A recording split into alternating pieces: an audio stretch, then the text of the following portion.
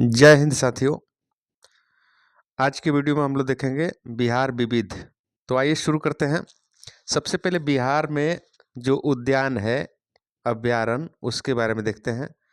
बिहार के अभ्यारण्य देखिए, बिहार के अभ्यारण्य में वाल्मीकि नगर अभ्यारण्य पश्चिम चंपारण में है। वहीं गौतम बुद्ध अभ्यारण्य ये गया में है। परमान डॉल्फिन अभ्यारण्य ये कहाँ है? अररिया में। संजय गांधी जैविक उद्यान पटना में है। देखिए, विक्रमशिला डॉल्फिन अभ्यारण्य ये है भागलपुर। और भीम बांध वन्य जीव अभ्यारण्य है आपका मुंगेर में। अब देखिए, पंत राजगीर अभ्यारण्य है, राजगीर नालंदा में है। देखिए, एकमात्र राष्ट्रीय उद्यान है वाल्मीकि राष्ट्रीय उद्यान। इसकी स्थापना 1978 में हुई थी। आगे देखिए, इसका क्षेत्रफल हम आपसे बताएं। जो वाल्मीकि राष्ट्रीय उद्यान है, इसकी स्थापना 1978 में हुआ और इसका जो क्षेत्रफल है 928.8 किलोमीटर पश्चिम चंपारण में गंडक नदी के किनारे है। याद रखिएगा, किस नदी के किनारे? गंडक नदी। देखिए, एकमात्र राष्ट्रीय उद्यान वाल्मीकि राष्ट्रीय उद्यान है पश्चिम चंपारण में। प्रमुख जलप्रपात देखिए बिहार का, तो काकोलत जलप्रपात है नवादा में। और तेलहर कुंड जलप्रपात ये है, देखिए ये कहाँ पे है? कैमूर में। ठीक है जी। अगला प्रश्न देखिए, अगला प्रश्न है आपका करकट जलप्रपात। करकट जलप्रपात है कैमूर में। दुर्गावती जलप्रपात है रोहतास में। आपको कर्मनासा जलप्रपात है बक्सर में। धुआं कुंड जलप्रपात है सासाराम में। मंझर कुंड जलप्रपात है सासाराम में। तितुला भवानी जलप्रपात है रोहतास में। याद रखिएगा। अब देखिए, प्रमुख पशु और पक्षी विहार। पहला है नागी नकटी पक्षी विहार, ये जमुई में है जहाँ पे सोना ज्यादा पाया जाता है। अब देखिए, वाल्मीकि वाल्मीकि पशु विहार कहाँ पे है? तो पश्चिम चंपारण में है। गोगाबिल पक्षी अभ्यारण्य कटिहार में है। आगे देखिए, हरिया बारा हरिया बारा हिरण पार्क कहाँ पे है? तो अररिया में है। कांवर झील आपको बेगूसराय में पड़ता है। कुशेश्वर झील, कुशेश्वर पक्षी विहार आपको दरभंगा में मिलेगा। सरयामन पक्षी विहार आपको बेतिया में मिलेगा। सुहियान पक्षी विहार आपको भोजपुर में मिलेगा। उधवा झील पक्षी विहार आपको साहेबगंज में मिलेगा। ठीक है जी। अब प्रमुख झील देखिए, अनुपम झील आपको कैमूर में। कांवर झील आपको बेगूसराय। तेल्हार झील आपको मिलेगा कैमूर में। कुशेश्वर स्थान झील मिलेगा दरभंगा में। गोगाबिल झील मिलेगा कटिहार में। और बरियाला झील मिलेगा वैशाली में। सिमरी बख्तियारपुर झील मिलेगा आपको सहरसा में। ठीक है जी। प्रमुख गर्म जलकुंड को देखते हैं। तो आइए, प्रमुख जल कुंड को देखिए। गर्म जल कुंड सूर्य कुंड है राजगीर में। सप्तधारा राजगीर में है। ब्रह्म कुंड गर्म जलधारा कुंड ये जो है राजगीर में है। गोमुख कुंड कहाँ पे है? राजगीर।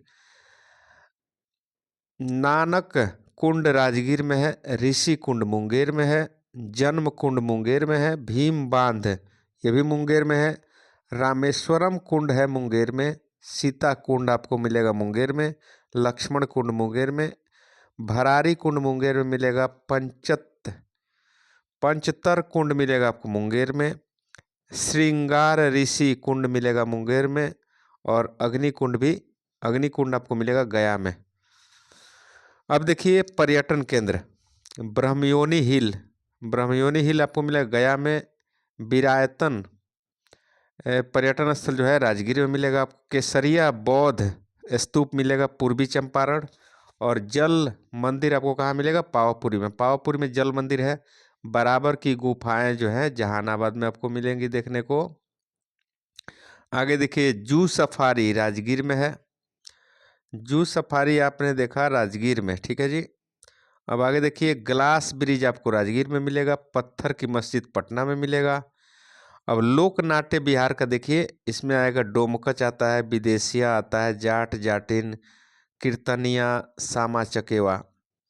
अब चित्रकला के बारे में, बिहार की चित्रकला के बारे में देखिए, तो मधुबनी चित्रकला है, मंजूषा है, जादोपिया है, थंका चित्रकला शैली है, आपको साझी कला है। अब प्रमुख धर्म कौन कौन है बिहार में? देखिए, बिहार में धर्म का परसेंटेज देख लीजिए। हिंदू धर्म के लोग 82.69% है। मुस्लिम के लोग 16.87% है। ईसाई धर्म के लोग हैं 0.12% है। सिख धर्म के लोग 0.02% है। जैन धर्म के 0.02%। बौद्ध धर्म के भी 0.02% और अन्य धर्म के लोग हैं 0.01%। ठीक है जी। अब बिहार के बारे में और तथ्य देखिए। बिहार के और तथ्य के बारे में हम चर्चा कर रहे हैं तो बिहार जो है, बिहार के किस कृषि जलवायु क्षेत्र में सर्वाधिक जिले हैं? तो उत्तर पश्चिम। ठीक है जी। बिहार का एकमात्र राष्ट्रीय उद्यान है वाल्मीकि राष्ट्रीय उद्यान, पश्चिम चंपारण में पड़ता है, जहां से गांधी जी 1917 में चंपारण सत्याग्रह के शुरू किए थे। तो पश्चिम चंपारण से, यहीं से। वाल्मीकि बाघ अभ्यारण्य स्थित है सोमेश्वर पहाड़ी श्रेणी में। ठीक है जी। अब देखिए, सबसे अधिक पतझड़ वाले वन क्षेत्र से घिरा जिला कौन सा है? तो पश्चिम चंपारण। अब देखिए, बरौनी रिफाइनरी की स्थापना 1964 में हुआ था सोवियत रूस के सहयोग से। अगला प्रश्न देखिए, बरौनी रिफाइनरी की तेल शोधन क्षमता कितना है? तो 60 लाख टन है। अब देखिए, बिहार का सबसे पुराना गिरजाघर पादरी की हवेली। पादरी की हवेली, ये निर्माण इसका हुआ था 1713 में। ठीक है जी। पादरी की हवेली का निर्माण कब हुआ? 1713 में। देखिए, पटना विश्वविद्यालय की स्थापना 1916 में, और पटना मेडिकल कॉलेज 1925 में बना, और पटना कॉलेज की स्थापना 1863। और आगे देखिए, आगे प्रश्न, पटना वीमेंस कॉलेज 1940 में बना था। ठीक है जी, 1940 में, याद रखिएगा। सिस्टर्स ऑफ द एपोस्टोलिक कॉर्मेल के द्वारा। ठीक है जी, इसके संस्थापक कौन थे? Sisters of the apostolic Carmel के द्वारा पटना वुमेन्स कॉलेज की स्थापना 1940 में किया गया था। देखिए, पटना गोलघर का निर्माण 20 जुलाई 1786 में जॉन शोर के सुझाव से किया गया था। पटना गोलघर जो है एक तरह का अन्न रखने का भंडार था। देखिए, पटना गोलघर का वास्तुकार थे कप्तान जॉन गार्स्टिन। अगला प्रश्न देखिए, महात्मा गांधी सेतु का निर्माण 1982 में किया गया था। इसकी लंबाई कितनी है? तो 5.57 मीटर, 5.5 किलोमीटर है लगभग। अगला प्रश्न देख लीजिए। अगला पॉइंट है इसमें, बिहार राज्य में मौजूद यूनेस्को धरोहर स्थल। बिहार राज्य में यूनेस्को धरोहर स्थल है महाबोधि मंदिर बोधगया में। ठीक है जी। ये 2002 में शामिल हुआ, और तथा नालंदा विश्वविद्यालय, इसको 2016 में शामिल किया गया था। तो यूनेस्को विश्व धरोहर में 2 स्थल है। अब देखिए, नालंदा विश्वविद्यालय परिसर का उद्घाटन 19 जून 2024 को किया गया है। अब देखिए, बिहार गौरव सम्मान की शुरुआत 2009 से हुई है।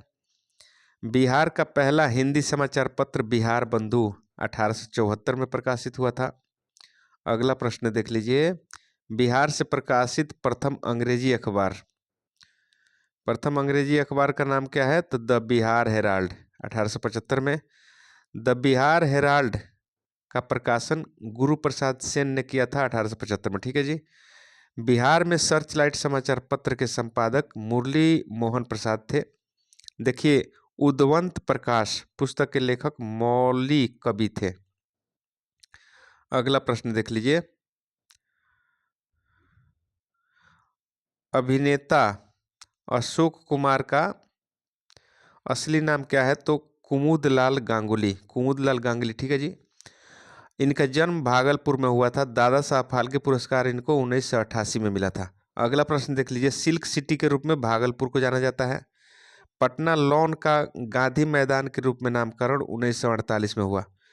पटना लॉन जो था 1948 में महात्मा गांधी मैदान के नाम से जाना जाने लगा। बिहार का पहला रामसर स्थल जो है, ये कांवर झील है बेगूसराय में, 1920 में।